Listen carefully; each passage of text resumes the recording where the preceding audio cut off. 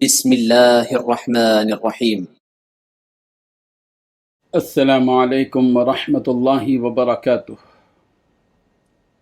الحمد للہ وکفی وسلام علی عبادہ الذین اصطفی اما بعد۔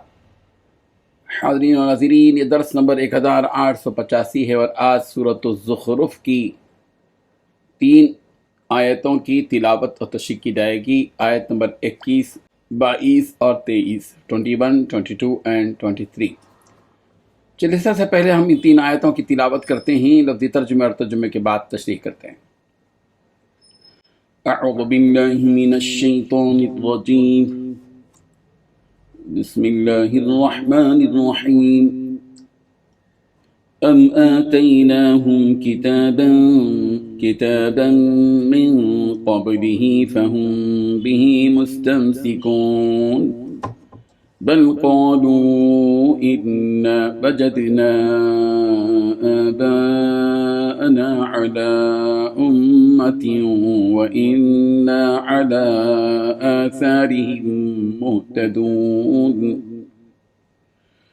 وكذلك ما أرسلنا من قبلك في قرية من نذير إلا قال مترفوها إنا وجدنا آباءنا على أمة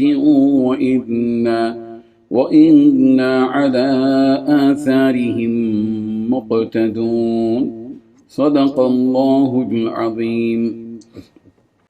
لفظی ترجمہ یوں ہیں، ام آتیناہم، یا ہم نے دی ہے ان کو، کتاباً کوئی کتاب، من قبل ہی اس سے پہلے، فہم پس وہ بھی اسی کو، مستمسکون تھامنے والے ہیں، بلکہ قالو انہوں نے کہا، انا وجدنا بلا شبہ ہم نے پایا، آباءنا اپنے باپ دادا کو، علی امت ایک طریقے پر، وانا اور ہم تو، علی آثارہم انہی کے نشانات قدم پر، مہتدون راہ یافتہ ہیں۔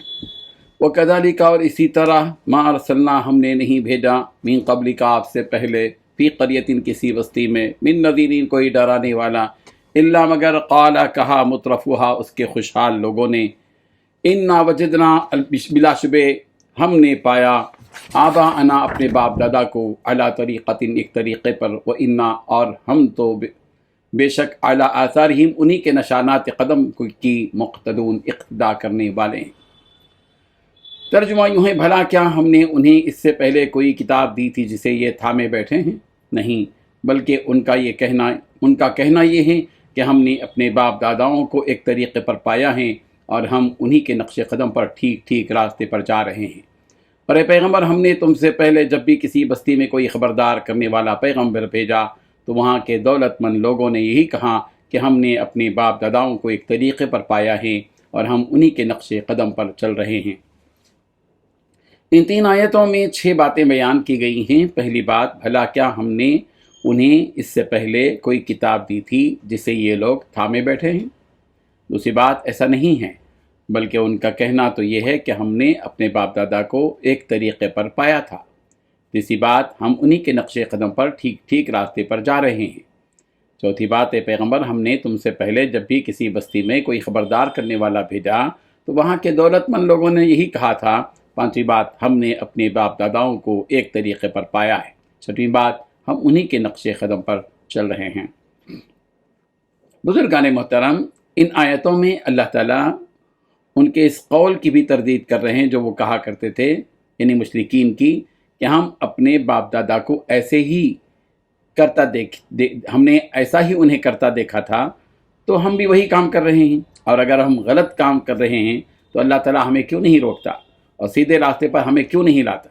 ان کی اس بات پر مشرکین کی اللہ تعالیٰ ان سے یہ سوال کر رہے ہیں کہ اس قرآن مجید میں تو ایسا کچھ بیان نہیں کیا گیا جیسا تم عقیدہ رکھتے ہو، تو بھلا کیا اس قرآن سے پہلے بھی تمہارے پاس کوئی آسمانی کتاب آئی ہے جس میں یہ لکھا گیا ہو جیسا کہ تم عقیدہ رکھتے ہو؟ بھلا کیا اس قرآن سے پہلے بھی تو کوئی کتاب تمہارے پاس ایسی پہنچی ہے؟ اور کیا ان کتابوں میں یہ بات لکھی ہے کہ فرشتے اللہ کی بیٹیاں ہیں اور تم انہیں اللہ کی عبادت میں شریک ٹھہراؤ؟ نہ ہی تمہارے پاس کوئی کتاب ہے اور نہ ہی تمہارے پاس کوئی دلیل ہے، بس تمہارے پاس یہی حجت ہے کہ ہمارے باپ دادا ایسا کرتے تھے، بس ہم بھی وہی کر رہے ہیں۔ اس بات سے ہٹ کر نہ ہی ان کے پاس کوئی نقلی دلیل ہے اور نہ ہی کوئی عقلی دلیل۔ اس سے یہ بات واضح ہو گئی کہ جس بات پر ہر طرح کی دلیلیں موجود ہوں وہی بات درست اور ٹھیک ہوتی ہے، جیسے کہ اللہ تعالیٰ کی وحدانیت اور خالقیت پر بہت ساری عقلی اور نقلی دلائل موجود ہیں، لیکن ان مشرکین کی بات پر کوئی دلائل موجود نہیں، تو ان کا قول اور عقیدہ مقبول نہیں ہے اور معقول بھی نہیں ہے۔ اللہ تعالیٰ کی بات حق اور 100% درست ہے۔ امام قرطبی رحمہ اللہ نے فرمایا کہ یہ آیت ولید بن مغیرہ، ابو سفیان، ابو جہل اور ربیعہ کے دونوں بیٹے عتبہ اور شیبہ کے بارے میں نازل ہوئی۔ اللہ تبارک و تعالیٰ نبی محمد صلی اللہ علیہ وسلم کو یہ کہہ کر تسلی دے رہے ہیں کہ اے محمد صلی اللہ علیہ وسلم، جس طرح قریش کے یہ بڑے بڑے لوگ کہہ رہے ہیں کہ ہم نے اپنے باپ دادا کو ایسے ہی کرتے پایا، اس لیے ہم بھی انہی کے نقش قدم پر چل رہے ہیں، تو ان سے پہلے بھی جتنی قومیں گزری ہیں ان قوموں کے سرداروں اور بڑے بڑے لوگوں نے بھی یہی کہا تھا۔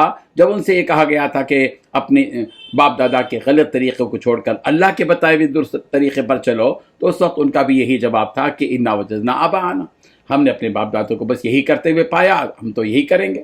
تو پیغمبر آپ ان کی فکر میں زیادہ نہ پڑیں بلکہ انہیں چھوڑ دیں۔ اس قسم کے لوگ کبھی بھی ان مدلل باتوں کو نہیں سمجھیں گے، بلکہ وہ ہر حال میں اندھی تقلید میں پڑے رہیں گے۔ اس سے ایک بات یہ بھی واضح ہوتی ہے کہ عبادات اور عقائد میں بلا دلیل کسی کی تقلید کرنا گمراہی اور ضلالت ہے، اور یہ بھی معلوم ہوا کہ ہر امت میں اور ہر زمانے میں اس طرح کے لوگ پیدا ہوتے رہے ہیں جو دلائل کو چھوڑ کر تقلیدی باتوں کو اپنائے ہوئے ہوتے ہیں۔